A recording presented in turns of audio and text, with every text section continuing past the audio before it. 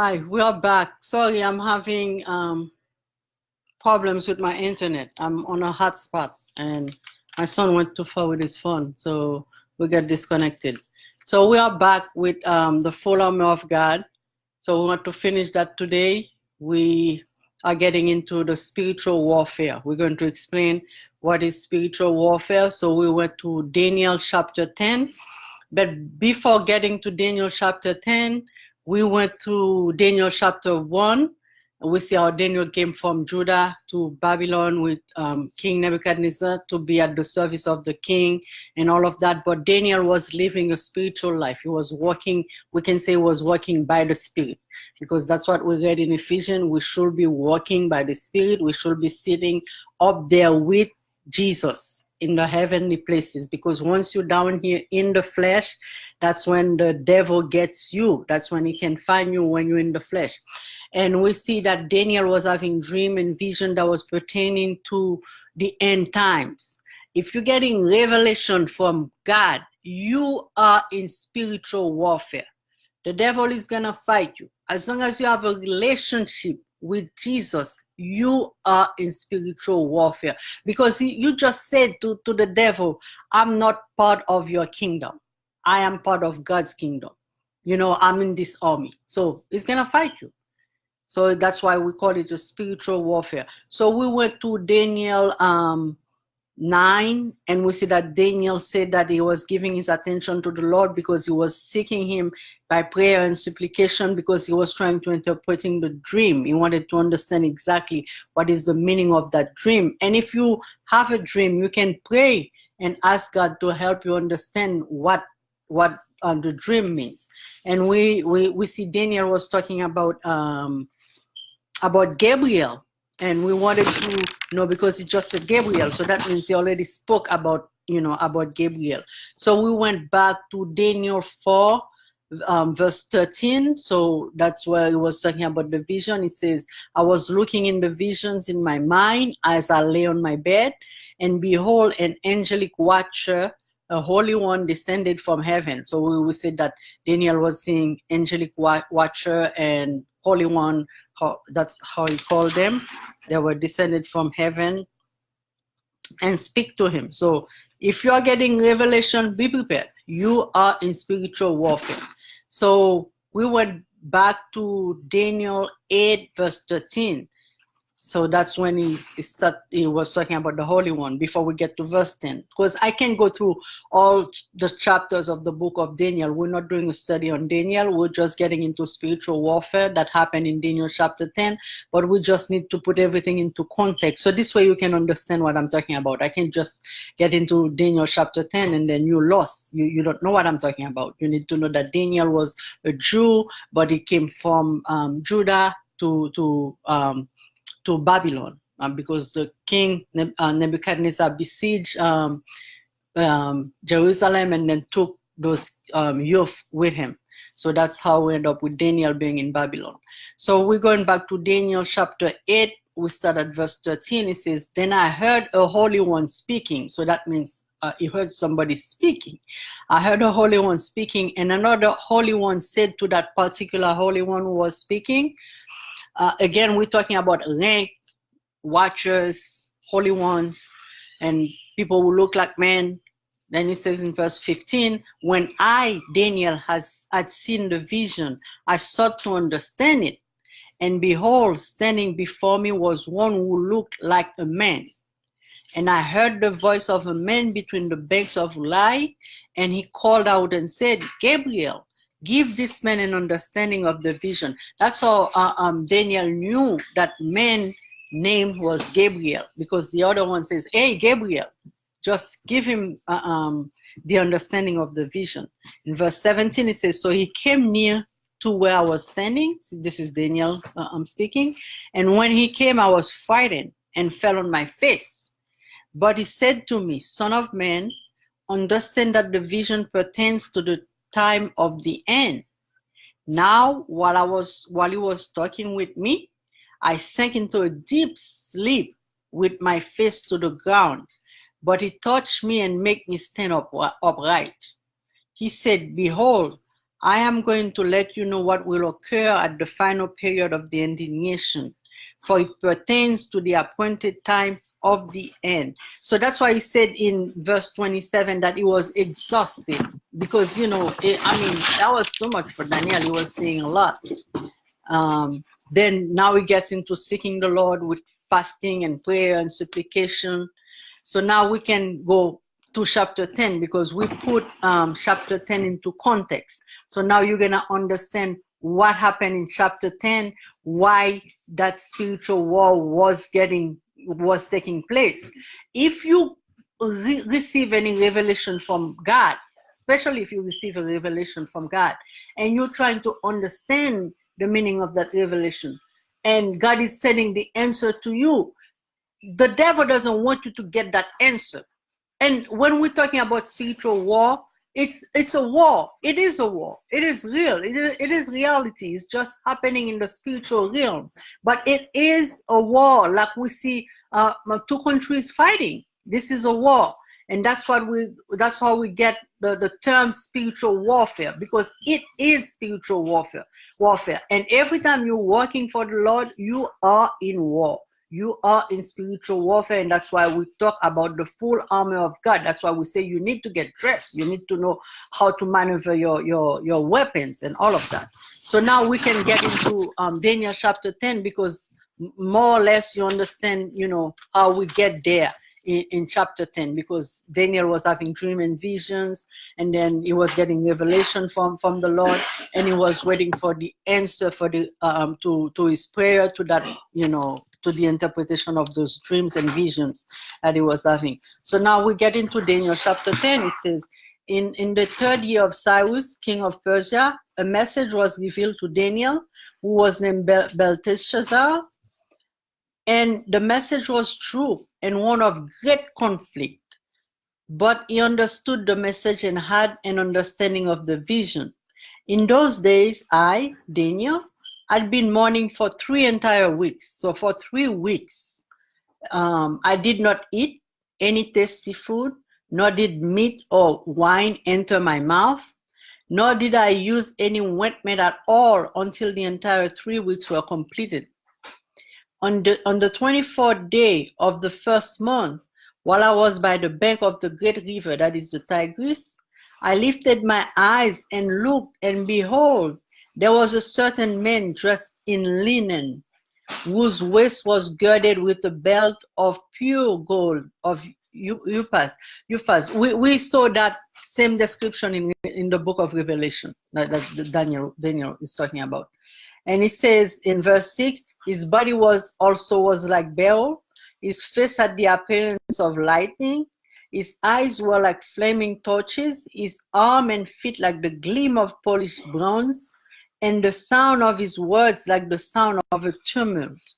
So that's the same thing that the Apostle John was writing in the book of Revelation. That's what Daniel was talking about. And we read that the vision that Daniel was having was for the end time, was for now. Somebody said to me not too long ago, how they've been talking about Christ's second return and he's never there. Maybe they never went back to read the book of Daniel. Daniel was talking about this thing way before Jesus even came the first time. And they were talking about Jesus coming the first time way before that. And people were saying the same thing. Where's the virgin? Where's the birth? Where's the king? He did come. And now we know that he's coming the second time. So that's the revelation was that Daniel was having. In verse 7, it says, now I, Daniel, alone saw the vision, while the men who were with me did not see the vision. Nevertheless, a great dread fell on them, and they ran away to hide themselves, because there are some vision that you're not going to be able to see and just stand like that. So Daniel was the only one who saw the vision. They didn't see it. They knew something was happening, but they didn't see anything. So I was left alone and saw this great vision. Yet no strength was left in me, for my natural color turned to a deathly pallor, and I retained no strength. Forget, he wasn't eating for 3 days. He was fasting. He wanted to know God what's going on. So he had to be left alone. He was alone with God at that point. And it says in verse 9, but I heard the sound of his words. And as soon as I heard the sound of his word, I fell into a deep sleep on my face, with my face to the ground. We just saw that that's the same thing that happened to him again. And he says, then behold, a hand touched me and set me trembling on my hands and knee. Sometimes you need a touch from Jesus himself. He's gonna touch you and put you on your knees, put you up, make you stand up straight. He said to me, "O Daniel, man of high esteem, understand the words that I'm about to tell you and stand upright." Remember the Apostle Paul said we need to stand firm 4 times. For I have now been sent to you. And when he had spoken this word to me, I stood up trembling. This is Daniel speaking. Then he said to me, "Do not be afraid, Daniel, for from the first day that you set your heart on understanding this and on humbling yourself before your God, your words were heard, and I have come in response to your words." So sometimes you pray, at the moment that you pray, your answer is sent to you, but it stopped. It stopped there. Something stopped it. Somebody stopped it. So that's what you need to know. As long as you humble yourself, because you see, you need to go to God with humility. It's not like because God reveals something to you that you think that you have it, you know it all. No, you don't. So you need to search the Lord, but with humility. You go to God with reverence, with humility. And that's what Daniel did. We need to do like Daniel and see, Gabriel was telling him, as soon as you ask the question, the answer was sent to you. But we're gonna see what happened. And in verse 12, it says, then he said to me, "Do not be afraid, Daniel, for from the first day that you set your heart on understanding this and on humbling yourself before your God, your words were heard, and I have come in response to your words. But the prince of the kingdom of Persia was withstanding me for 21 days. Then behold, Michael, one of the chief princes, came to help me, for I had been left there with the kings of Persia." That means the answer was sent, but he was there in a war. This is a spiritual war. They were fighting him. The king of Persia was fighting him because he didn't want Daniel to get the answer for 21 days. Sometimes you pray and you say, "God, I know I pray you. I know I humble myself. I know what I did. I know how I'm working with you. I know I'm working in the spirit, God. I know I confess my sin. I did everything, but I'm not getting the answer to my prayer. There's no response." It's just because there's a war going on. There's a war going on and you cannot get that answer because your angel is fighting. Your archangel is fighting. And sometimes we're going to see what happened. Let's keep reading. And it says in verse 14, "Now I have come to give you an understanding of what will happen to your people in the latter days, for the vision pertains to the days yet future." That's why sometimes God might reveal something to you, but he never said to you to reveal anything. He just revealed it to you, either for you. So if you cannot understand, you do like Daniel. And you go ask God, "Why did you reveal this or that to me? Why are you saying this or that to me? Why did I have that dream? Why did I have that vision?" And then he will explain, to you. But like we see, there was a war going on, a spiritual war, a real war going on in the heavenly places. Don't forget, the Apostle Paul said that the spirits that were fighting, the principalities, the rulers, they are up in the heavenly places. So they're stopping your stuff from coming down to you. That's what you need to know. And it says in verse 15, "When he had spoken to me according to these words, I turned my face toward the ground and became speechless. And behold, one who resembled a human being was touching my lips. Then I opened my mouth and spoke and said to him who was standing before me, 'Oh my Lord, as a result of the vision, anguish has come upon me and I have retained no strength.'" because Daniel was overwhelmed, by all that was going on. And then he still couldn't get the answer because it's bothering him. He wants to know what's going on. He wants to have an understanding. He cannot really fully comprehend what was going on, and he wanted to know. And it says in verse 17, "For how can such a servant of my Lord talk with such as my Lord? As for me, there remains just now no strength in me." Daniel still had no strength, "nor has I any breath been left in me." Daniel couldn't even breathe. And he said, "Then this one with human appearance touched me again and strengthened me." Sometimes you will need the Lord to touch you. You will need a touch from the Lord to give you strength. That's the only way you're going to be able to stand firm. Remember, we read in Ephesians, we need to stand firm. That's the only way you're going to be able to stand firm. You need to go to God, go to the source to get your strength, because you will need to get your strength back. You will need to stand firm. And that's what Daniel did. He went directly to God and asked God for strength. And God did send an archangel. He will send his angel. He will send his archangel. He will send his army. He will send deliverance. He will send answer. He will send understanding for you. And it says in verse 19, he said, "O men of high esteem, do not be afraid. Peace be with you.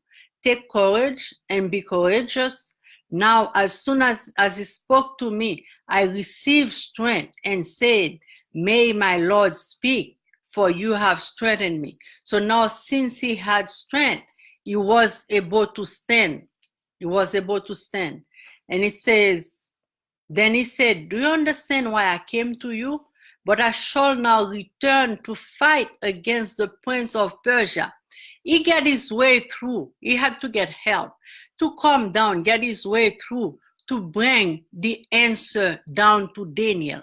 That's why sometimes you don't get the answer to your prayer and you do not understand, because you don't know that you are in a spiritual war. You are in a spiritual war, and that's why you are not getting your answer yet, because he knows what's going to happen. Don't forget, he doesn't have any more revelation, but he still have information, and the devil can still know stuff. So now what he does is going to stop you, because he doesn't have that revelation, but he knows that something is coming down to you. So he wants to stop that thing from coming down to you. He wants to stop you from understanding the mysteries of God. That's his goal, to stop you, because you're not working for his kingdom, you are working for God's kingdom.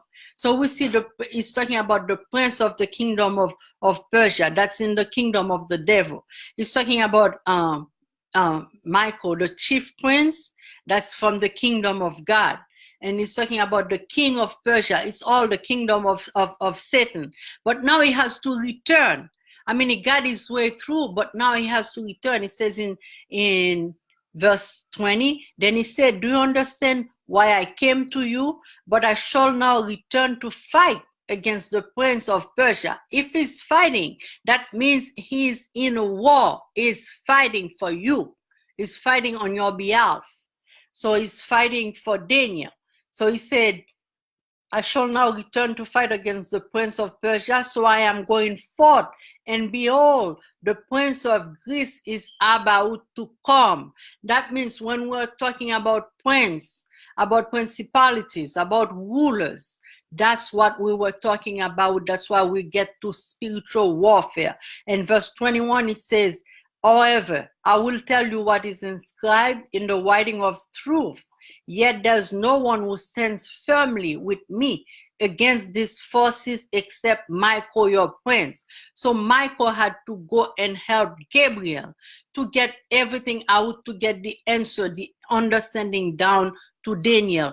And now he got his way through, and he has to go back and fight them. This is a war. That's why when we're talking about spiritual warfare, it's not like we were just throwing words out.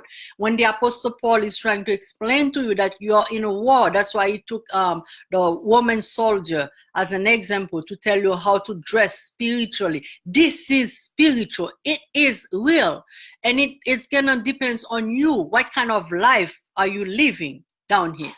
Okay, you said you accepted Jesus. Now you know that you're sitting up there with Jesus in the heavenly places. They have no power over you and all of that. But what kind of life are you living? Are you living by the Spirit? Are you walking in the Spirit? That's what you need to do in order for you to walk into your victory. Like you said, Michael and Gabriel, they went, they fought, and they said that there's another prince coming again.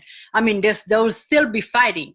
That means it's not a war that's gonna stop. They're fighting for you so you can win, but you have to be down here walking in the Spirit. That's the only way you're gonna get your victory. That's the only way when something comes to you from up there, from God, by the Spirit, you're going to be able to understand it.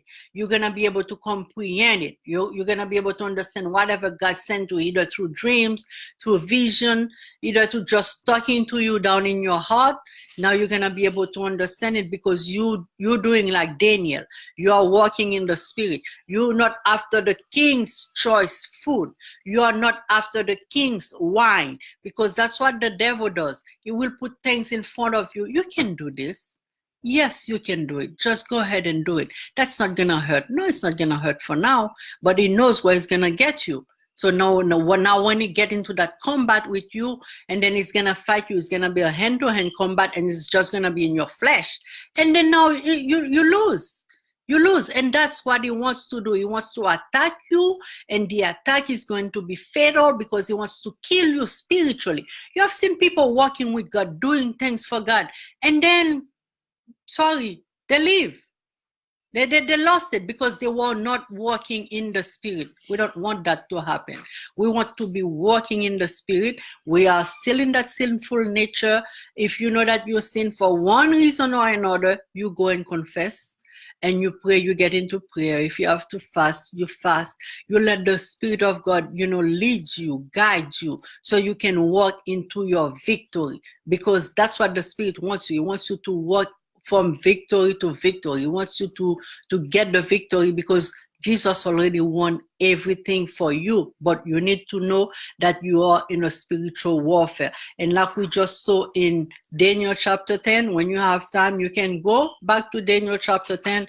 I just, went through it so I could explain to you that this is real. This is reality. When we talk about spiritual warfare, when we get to why they're always talking about spiritual warfare. You're right if you're asking that question. But when you get to Daniel 10, now you know this is real, because this is what Daniel is explaining to us. And it's not like it just happened at that time. It's still happening now, because the Apostle Paul told us that we need to stand firm. We need to put on the full armor of God so we can walk into our victory. So now I think that you more or less understand what I said, what the Bible said, and what I was trying to explain to you about spiritual warfare. So we are in a spiritual warfare. We're gonna learn about how to get dressed, how to use our weapon, our offensive and defensive weapon. We have to defend ourselves, and sometimes we have to go on the attack. We have to attack the devil before he attacks us. And we know that we are going to win because we are walking by the Spirit. And we're going to do like Daniel. We're going to be walking by the Spirit, stay in prayer, stay in fasting, go to God with supplication. Don't stop.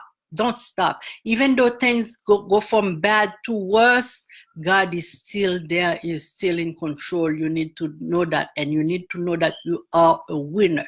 You have the victory. You just have to walk into it, but you walk in the Spirit, by the Spirit. So we're going to stop here for today, and then next week when we meet again, we will start talking about the full armor. We'll take one part at a time every week, like we did for the fruit of the Spirit. And you're gonna see, even when we're talking about spiritual weapons, you will still need to use the products of the fruit of the Spirit to walk you through that, because everything like I said before, God is forming your character so you can look like Jesus. That's what we're looking for. This is our goal to look like Jesus. So we know once we look like Jesus, we can get dressed, we can get into that battle, and we're gonna win because we have our angels or archangels fighting for us in that spiritual warfare. I think it's clear for us, the spiritual warfare. When you have time this week, go back to Daniel. Read Daniel chapter 10, and the Holy Spirit will reveal things to you specially.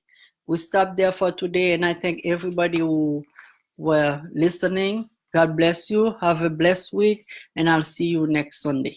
Bye-bye.